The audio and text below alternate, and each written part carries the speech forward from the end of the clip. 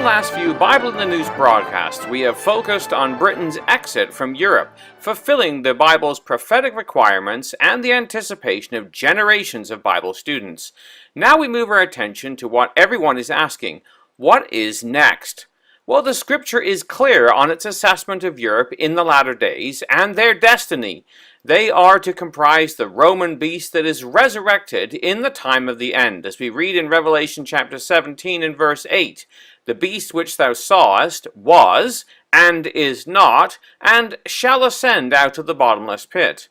This ascending beast is comprised of 10 horns, which by themselves don't amount to much, but together form the beast power, as we read in verse 12. The 10 horns which thou sawest are 10 kings, which have received no kingdom as yet, but receive power as kings 1 hour with the beast. The process of unification involves all facets of societal life, because we read in verse 13, these have one mind and shall give their power and strength unto the beast. They are united in mind. The Greek word nome, which is defined by Strong's as reason, judgment, opinion, resolve, purpose, or intention. Consequently, they voluntarily give their power and strength to the beast. Power, the Greek word dunamis, is defined by Strong's as their inherent power, the power and influence which belongs to riches and wealth, and the power and resources arising from numbers, or the power that consists or rests upon armed forces.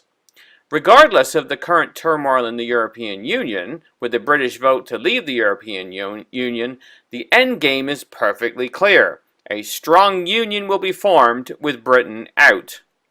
Well, the past few weeks have seen a clear response from Europe to Britain's vote. A chorus of views have been expressed by European politicians, and for the most part they are united.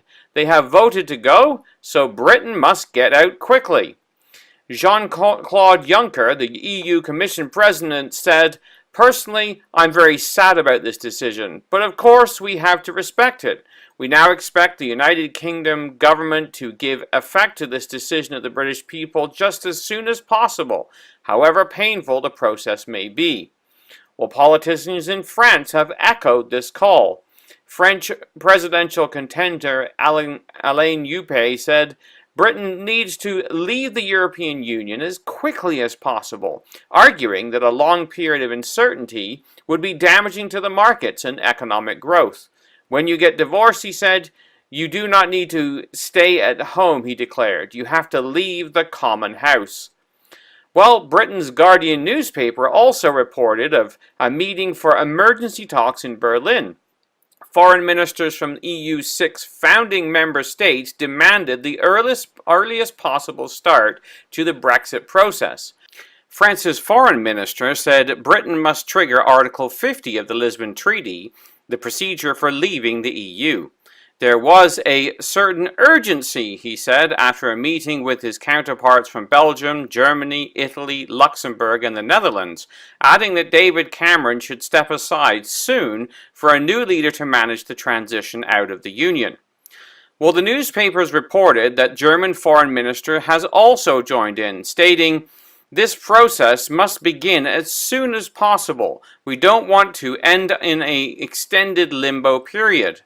Again, the newspaper reported of the EU Commission President stating, earlier, the President of the European Commission, Jean-Claude Juncker, said that the British had voted to leave and it doesn't make any sense to wait until October to try to negotiate the terms of their departure. Juncker, who said Britain's departure would not be an amicable divorce, but observed that it was never a tight love affair anyway, said he would like to get started immediately. Well, the exit of Britain from the EU, although it has caused consternation, is also breathing new life into the beast. It reminds us of the words of Thessalonians when pagan Rome was removed, making way for the man of sin to arise. We read in 2 Thessalonians 2, verses 6 to 7 from the ESV, you know what is restraining him now, so that he may be revealed in his time, for the mystery of lawlessness is already at work, only he who now restrains will do so until he is moved out of the way. Now we know this is a different time and context, but the principle is same. With the restraining power of Britain out of the way, the beast can now be fully revealed, or apocalypse as the word is in the Greek. Britain's Daily Express ran a headline, European superstate to be unveiled, EU nations to be morphed into one, post-Brexit. The article stated European political chiefs are to take advantage of Brexit by unveiling their long-held plan to morph the continent's countries into one giant superstate. It has emerged. Under the radical proposals, EU countries will lose the right to have their own army, criminal law, taxation system, or central bank, with all those powers being transferred to Brussels. Insisting that the European nations have no power by themselves, European Commissioner Jean-Claude Juncker implored the nations of Europe to unite more closely. He said, "There is no country in Europe which is a great power. We are all middle-ranking powers, so there is no future for us to stand alone in this globalized world." Well, remember the words of Revelation 17.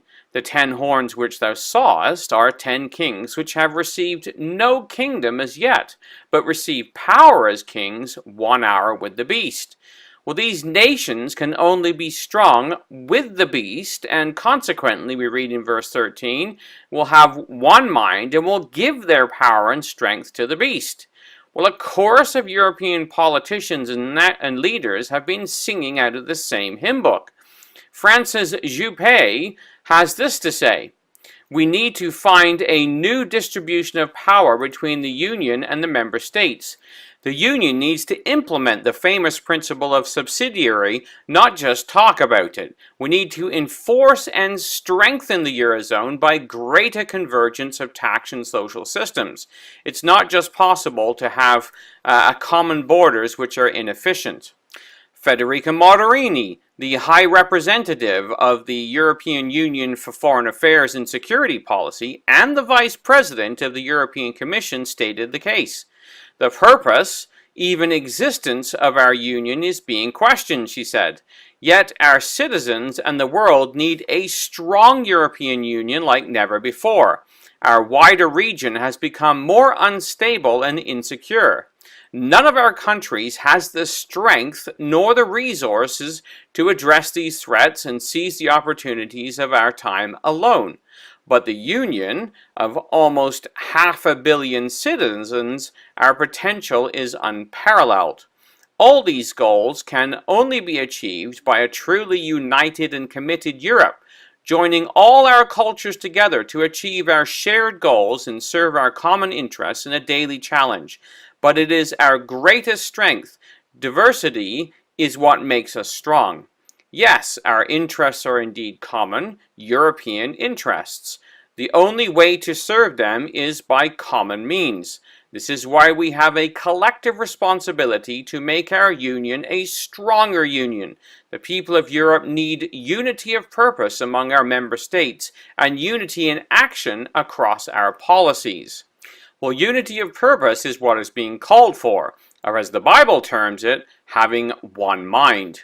Leadership of the European beast system is already being contended for. In an article by ABC Online, Germany is already seen as a leading contender.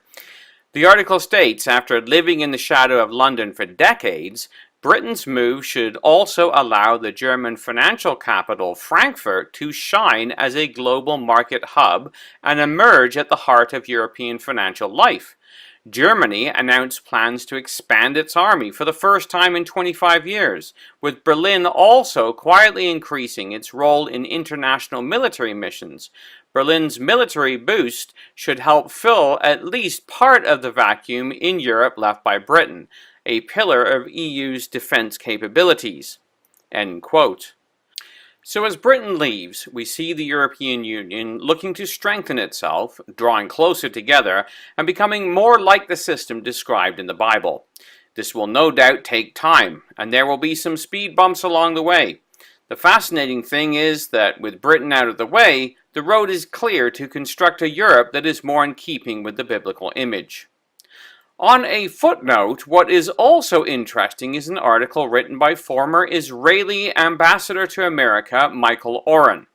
In a meeting with the Dutch Foreign Affairs Committee, reportedly he said, "Let me get this straight. Your country is in an economic crisis, tens of thousands of refugees are massing on your borders, and the EU may be unraveling. And yet the issue that most occupies you is Israel?" Well, Oren reported that his hosts all agreed this was the biggest issue. He went on to state, "Whether Dutch or Belgian or German, they all report the same phenomenon. Israel, more than security, more than refugees, and the economy sparks their bitterest debates. And each time I hear this, I find myself astonished. At stake, I realize, is not Israel's identity, but the Europeans. For them, the Jewish state is exactly that, a state of Jews, against whom the West is once again defining itself." He went on to state Europe's relationship with Jews over the ages. Just as after the destruction of the Second Temple in 70 CE, Roman coins showed a proud legionary holding a spear over a humble Jewish woman, medieval cathedrals portrayed ecclesia lording a spear-like cross over the cowering Jewish women. Oren recalls the hostile relationship with Europe and the Jewish people throughout history. Luther, the Enlightenment, the French Revolution, the Dreyfus Affair, and of course Nazism. So as Europe has the restraints of Protestant Britain removed from its conscience, it can now formulate its united, unfettered position on Israel. This is, of course, what the Bible predicts. When the Gogian host comes down into the land, as described in Ezekiel 38, it is against my people of Israel. So as we look at the political temperature in Europe, the pot is coming to the boil. For the Bible in the News, this has been Jonathan Bowen joining you.